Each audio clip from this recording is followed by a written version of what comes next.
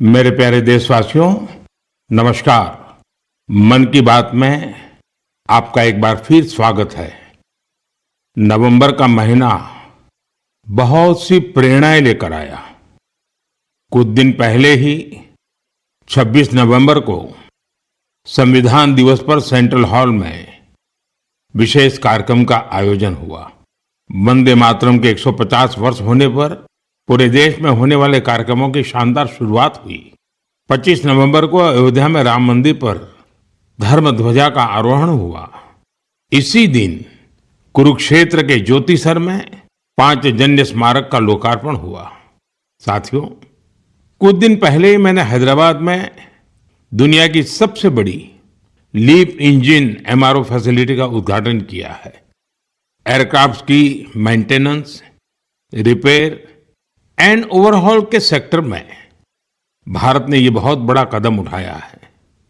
पिछले हफ्ते मुंबई में एक कार्यक्रम के दौरान आईएनएस माहे को भारतीय नौसेना में शामिल किया गया।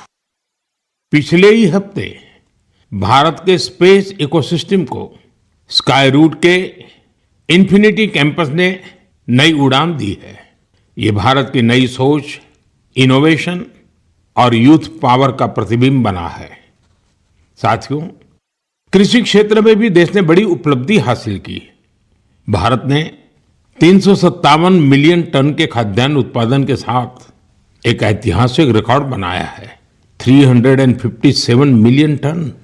10 साल पहले की तुलना में भारत का खाद्यान्न उत्पादन 100 मिलियन टन और बढ़ गया है। खेलों की दुनिया में भी भारत का परचम लहराया है। कुछ दिन पहले ही भारत को कॉमनवेल्थ खेलों की मेजबानी का भी ऐलान हुआ।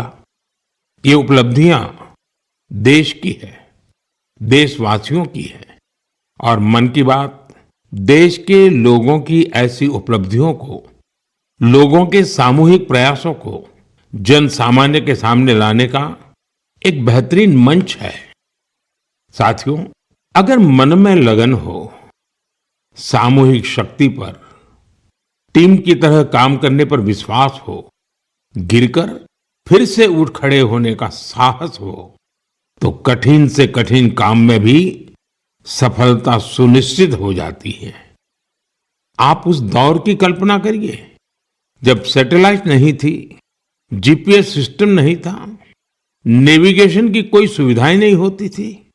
तब भी हमारे नाविक बड़े बड़े जहाज लेकर समंदर में निकल जाते थे और तय स्थानों पर पहुंचते थे। अब समंदर से आगे बढ़कर दुनिया के देश अंतरिक्ष की अनंत ऊंचाई को नाप रहे हैं। चुनौती वहां भी वही है। न जीपीएस सिस्टम है, न संचार की वैसी व्यवस्थाएं हैं। फिर हम कैसे आगे बढ़ेंगे? साथियों, कुछ दिनों पहले सोशल मीडिया पर एक वीडियो ने मेरा ध्यान खींचा। ये वीडियो इसरो की एक अनोखी ड्रोन प्रतियोगिता का था।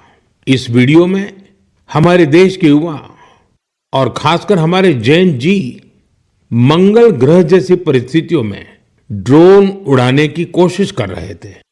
ड्रोन उड़ते थे, कुछ पल संतुलन में रहते थे, फिर अचानक जमीन पर गिर पड़ते थे। जानते हैं क्यों? क्योंकि यहां जो ड्रोन उड़ रहे थे उनमें जीपीएस का सपोर्ट बिल्कुल नहीं था।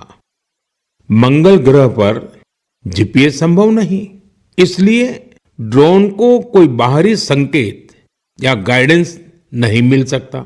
ड्रोन को अपने कैमरे और इन बिल्ड सॉफ्टवेयर के सहारे उड़ना था। उस छोटे से ड्रोन को जमीन के पैटर्न पहचानने थे, ऊंचाई मापनी थी, बाधाएं समझनी थी और खुद ही सुरक्षित उतरने का रास्ता ढूंढना था। इसलिए ड्रोन भी एक के बाद एक गिरे जा रहे थे। साथियों, इस प्रतियोगिता में पुणे के युवाओं की एक टीम ने कुछ हद तक सफलता पाई। उनका ड्रोन भी कई बार गिरा, क्रैश हुआ, पर उन्होंने हार नहीं मानी। कई बार के प्रयास के बाद इस टीम का ड्रोन मंगल ग्रह की परिस्थिति में कुछ देर उड़ने में कामयाब रहा। साथियों, ये वीडियो देखते हुए मेरे मन में एक और दृश्य उभर आया। वो दिन जब चंद्रयान 2 संपर्क से बाहर हो गया था। उस दिन पूरा देश और खासकर वैज्ञानिक कुछ पल के लिए निराश हुए थे, लेकिन साथियों, असफलता ने उन्हें रोका नहीं। उसी दिन उन्होंने चंद्रयान-3 की सफलता की कहानी लिखनी शुरू कर दी। यही कारण है कि जब चंद्रयान-3 ने सफल लैंडिंग की, तो वो सिर्फ एक मिशन की सफलता नहीं थी, वो तो असफलता से निकलकर बनाए गए विश्वास की सफलता थी। इस वीडियो में जो युवा दिख रहे हैं, उनकी आंखों में मुझे वही चमक दिखाई दी। हर बार जब मैं हमारे युवाओं की लगन और वैज्ञानिकों के समर्पण को देखता हूं, तो मन उत्साह से भर जाता है। युवाओं की यही लगन विकसित भारत की बहुत बड़ी शक्ति है। मेरे प्यारे देशवासियों, आप सभी शहद की मिठास से जरूर परिचित होंगे, लेकिन अक्सर हमें ये नहीं पता चलता इसके पीछे कितने लोगों की मेहनत है, कितनी परंपराएं हैं और प्रकृति के साथ कितना सुंदर तालमेल है। साथियों, जम्मू कश्मीर के पहाड़ी इलाकों में वन तुलसी यानी सुलाई के फूलों से यहाँ की मधुमक्खियां बेहद अनोखा शहद बनाती हैं। ये सफेद रंग का शहद होता है, जिसे रामबन सुलाई हनी कहा जाता है। कुछ वर्षों पहले ही रामबन सुलाई हनी को जीआई टैग मिला है। इसके बाद इस शहद की पहचान पूरे देश में बन रही है। साथियों, दक्षिण कन्नड़ा जिले के पुत्तूर में वहां की वनस्पतियां शहद उत्पादन के लिए उत्कृष्ट मानी जाती हैं। यहाँ ग्रामजन्य नाम की किसान संस्था इस प्राकृतिक उपहार को नई दिशा दे रही है। ग्रामजन्य ने यहाँ एक आधुनिक प्रोसेसिंग यूनिट बनाया। लैब, बॉटलिंग, स्टोरेज और डिजिटल ट्रैकिंग जैसी सुविधाएं जोड़ी गई। अब यही शहद ब्रांडेड उत्पाद बनकर गांवों से शहरों तक पहुंच रहा है। इस प्रयास का लाभ 2500 से अधिक किसानों को मिला है। साथियों, कर्नाटका के ही तुमकुर जिले में शिवगंगा कालिंजिया नाम की संस्था का प्रयास भी बहुत सराहनीय है। इनके द्वारा यहाँ हर सदस्य को शुरुआत में 2 बी बॉक्सेस दिए जाते हैं। ऐसा करके इस संस्था ने अनेकों किसानों को अपने अभियान से जोड़ दिया है। अब इस संस्था से जुड़े किसान मिलकर शहद निकालते हैं, बेहतरीन पैकेजिंग करते हैं और स्थानीय बाजार तक पहुंचाते हैं। इससे उन्हें लाखों की कमाई भी हो रही है। ऐसा ही एक उदाहरण नागालैंड के क्लिफ हनी हंटिंग का है। नागालैंड के चोकलांगन गांव में खियामनी यांगन जनजाति सदियों से शहद निकालने का काम करती आई है। यहाँ मधुमक्खियों पेड़ों पर नहीं, बल्कि ऊंची चट्टानों पर अपने घर बनाती हैं। इसलिए शहद निकालने का काम भी बहुत जोखिम भरा होता है। इसलिए यहाँ के लोग मधुमक्खियों से पहले सौम्यता से बात करते हैं, उनसे अनुमति लेते हैं, उन्हें बताते हैं कि आज वे शहद लेने आए हैं। इसके बाद शहद निकालते हैं। साथियों, आज भारत हनी प्रोडक्शन में नए रिकॉर्ड बना रहा है। 11 साल पहले देश में हनी का उत्पादन 76,000 मैट्रिक टन था। अब ये बढ़कर 1.5 लाख मैट्रिक टन से भी ज्यादा हो गया है। बीते कुछ वर्षों में शहद का एक्सपोर्ट भी 3 गुना से ज्यादा बढ़ गया है। हनी मिशन कार्यक्रम के तहत खादी ग्रामोद्योग ने भी 2.25 लाख से ज्यादा बी बॉक्सेस लोगों में बांटे हैं। इससे हजारों लोगों को रोजगार के नए अवसर मिले हैं। यानी देश के अलग अलग कोनों में शहद की मिठास भी बढ़ रही है और ये मिठास किसानों की आय भी बढ़ा रही है। मेरे प्यारे देशवासियों, हरियाणा के कुरुक्षेत्र में महाभारत का युद्ध हुआ था, ये हम सभी जानते हैं। लेकिन युद्ध के इस अनुभव को अब आप वहां महाभारत अनुभव केंद्र में भी साक्षात महसूस कर सकते हैं। इस अनुभव केंद्र में महाभारत की गाथा को 3D light and sound show और डिजिटल टेक्निक से दिखाया जा रहा है। 25 नवंबर को जब मैं कुरुक्षेत्र गया था तो इस अनुभव केंद्र के अनुभव ने मुझे आनंद से भर दिया था। साथियों, कुरुक्षेत्र में ब्रह्म सरोवर पर आयोजित अंतर्राष्ट्रीय गीता महोत्सव में शामिल होना भी मेरे लिए बहुत विशेष रहा। मैं ये देखकर बहुत प्रभावित हुआ कि कैसे दुनिया भर के लोग दिव्य ग्रंथ गीता से प्रेरित हो रहे हैं। इस महोत्सव में यूरोप और सेंट्रल एशिया सहित विश्व के कई देशों के लोगों की भागीदारी रही। इस महीने की शुरुआत में सऊदी अरब में पहली बार किसी सार्वजनिक मंच पर गीता की प्रस्तुति की गई है। यूरोप के लातविया में भी एक यादगार गीता महोत्सव आयोजित किया गया।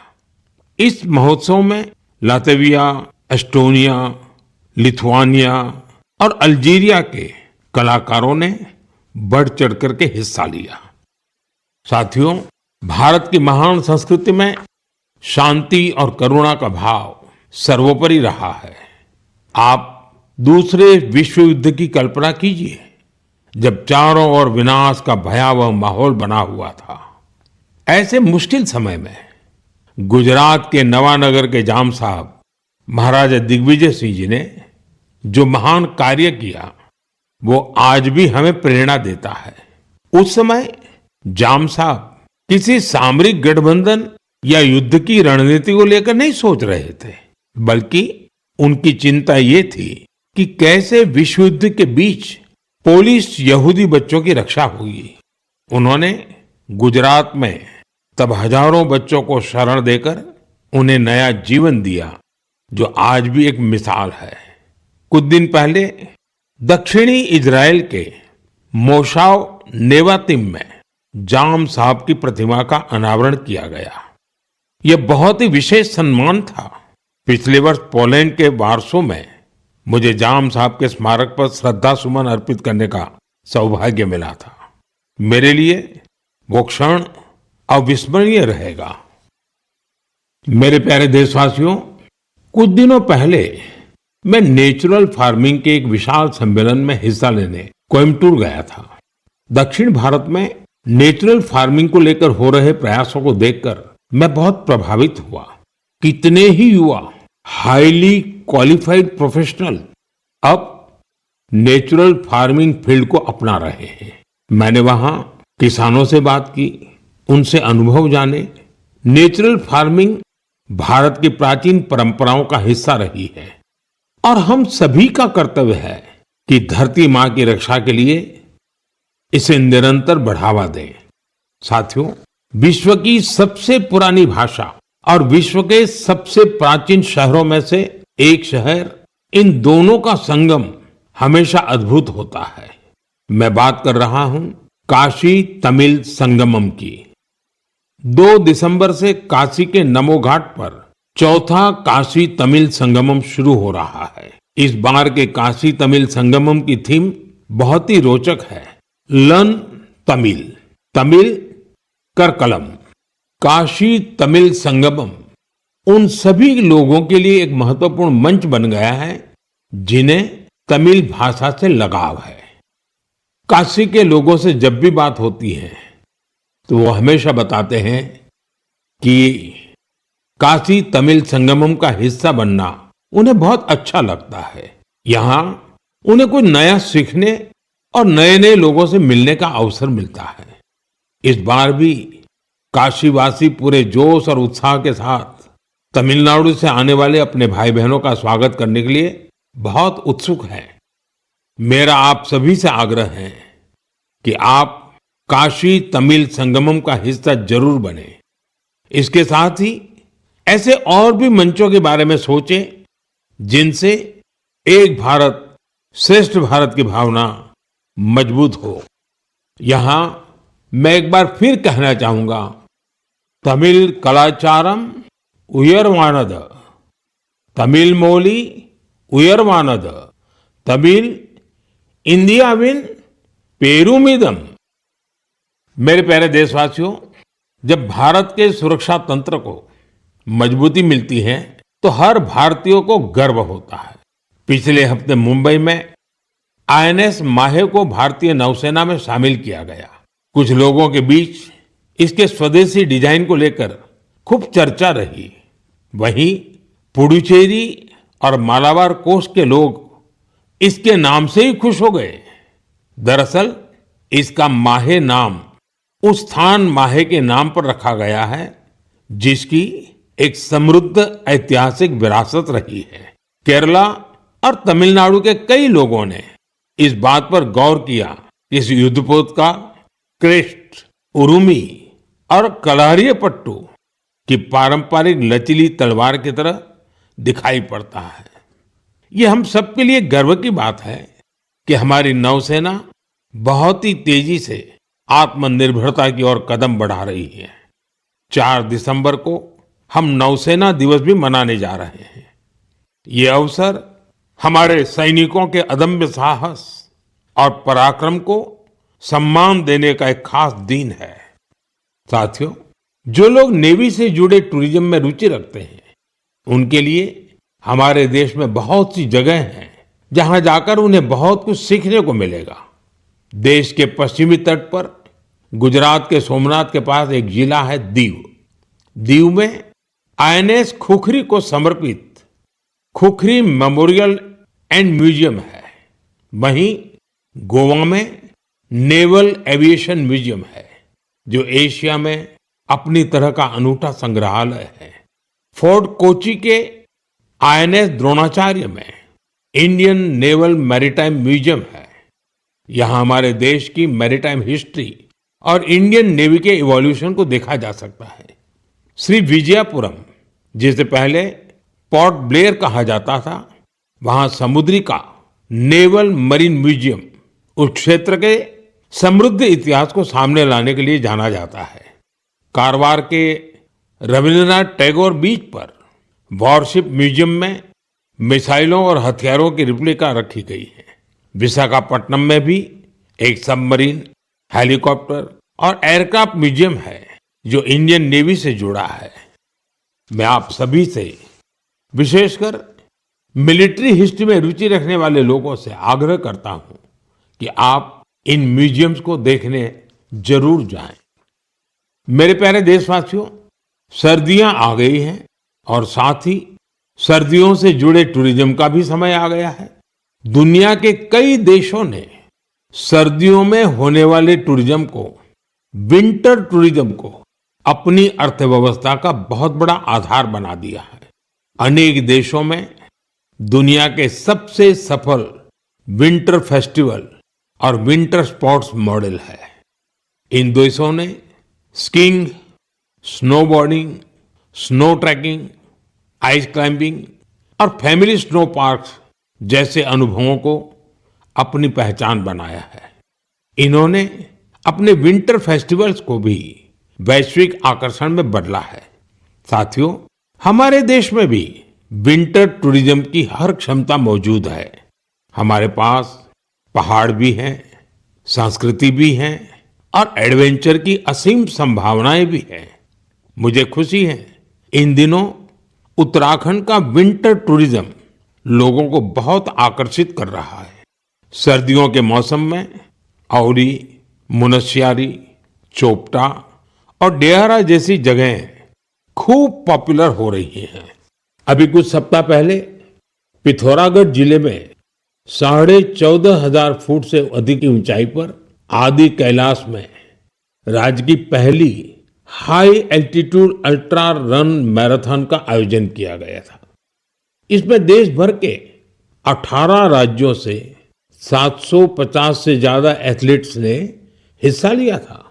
60 किलोमीटर लंबी आदि कैलाश परिक्रमा रन का प्रारंभ कड़कड़ाती सर्दी में सुबह 5 बजे हुआ था। इतनी ठंड के बावजूद भी लोगों का उत्साह देखते ही बनता था। आदि कैलाश की यात्रा पर जहां 3 साल पहले तक मात्र 2000 से कम पर्यटक आते थे, अब यह संख्या भी बढ़कर 30,000 से अधिक हो गई है। साथियों, कुछ ही हफ्तों में उत्तराखंड में विंटर गेम्स का आयोजन भी होना है। देश भर के खिलाड़ी, एडवेंचर प्रेमी और खेलों से जुड़े लोग इस आयोजन को लेकर उत्साहित हैं।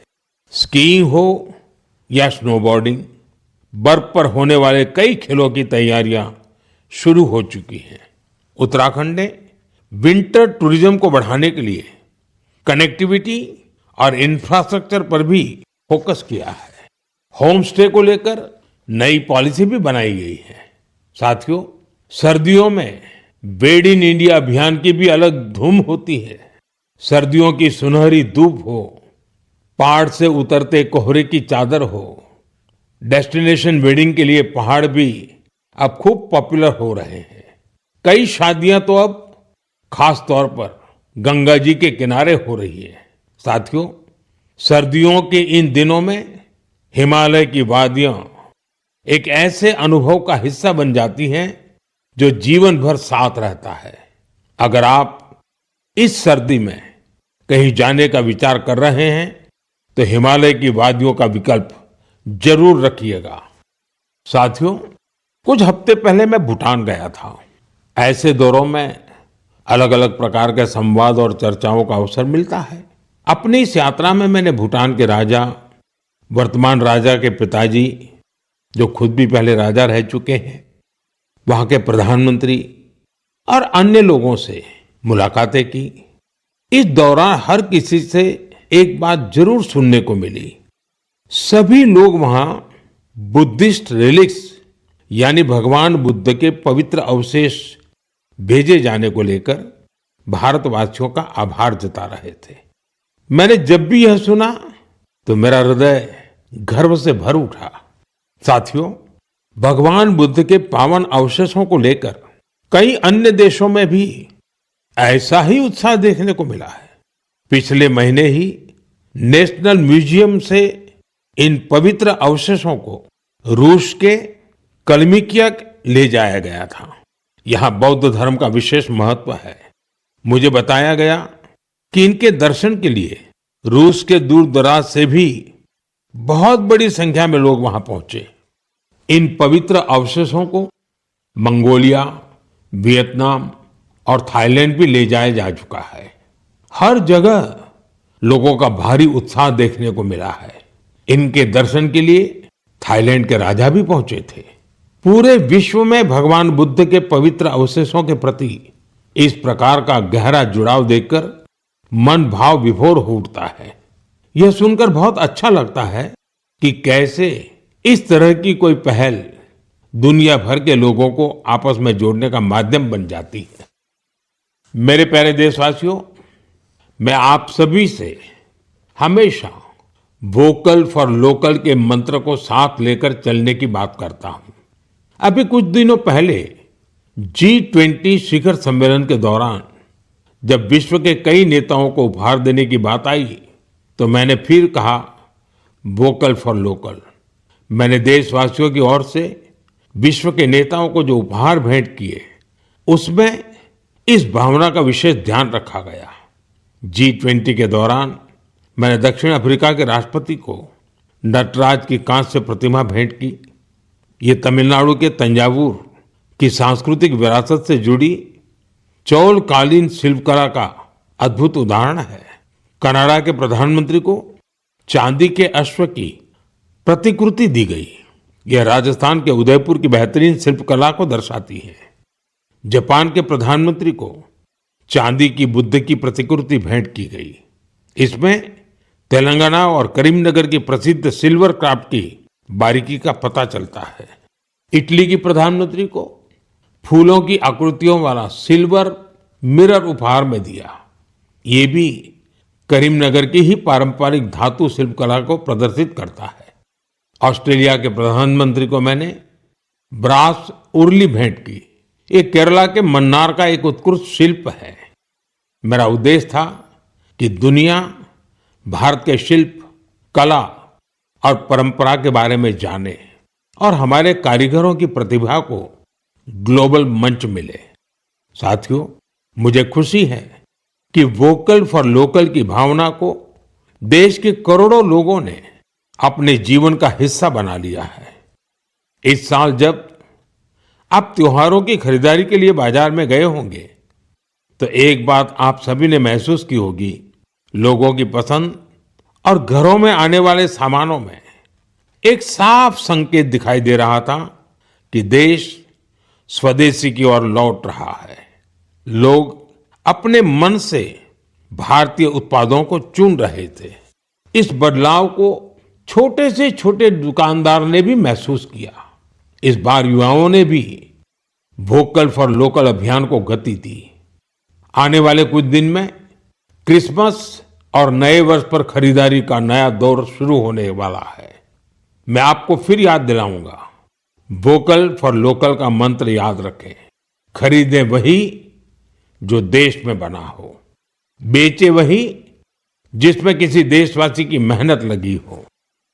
मेरे प्यारे देशवासियों, भारतीय खेलों के लिहाज से ये महीना सुपरहिट रहा है। इस महीने की शुरुआत भारतीय महिला टीम द्वारा आईसीसी महिला विश्व कप जीतने से शुरू हुई, लेकिन उसके बाद भी मैदान पर और ज्यादा एक्शन देखने को मिला है। कुछ दिन पहले ही टोक्यो में डेफ ओलंपिक्स हुए हैं, जहां भारत ने अपना अब तक का सर्वश्रेष्ठ प्रदर्शन करते हुए 20 मेडल जीते हैं। हमारी महिला खिलाड़ियों ने भी कबड्डी वर्ल्ड कप जीतकर इतिहास ही रच दिया। पूरे टूर्नामेंट में उन्होंने बेहतरीन प्रदर्शन करके हर भारतवासी का मन जीत लिया। वर्ल्ड बॉक्सिंग कप फाइनल्स में भी हमारे खिलाड़ियों का प्रदर्शन शानदार रहा, जहां उन्होंने 20 मेडल जीते। साथियों, जिस बात की और भी अधिक चर्चा हो रही है वो है हमारी महिला टीम का ब्लाइंड क्रिकेट वर्ल्ड कप जीतना। बड़ी बात यह है कि हमारी इस टीम ने बिना एक भी मैच हारे इस टूर्नामेंट को जीता है। देशवासियों को इस टीम के हर खिलाड़ी पर बहुत गर्व है। मेरी इस टीम से प्रधानमंत्री निवास पर मुलाकात हुई।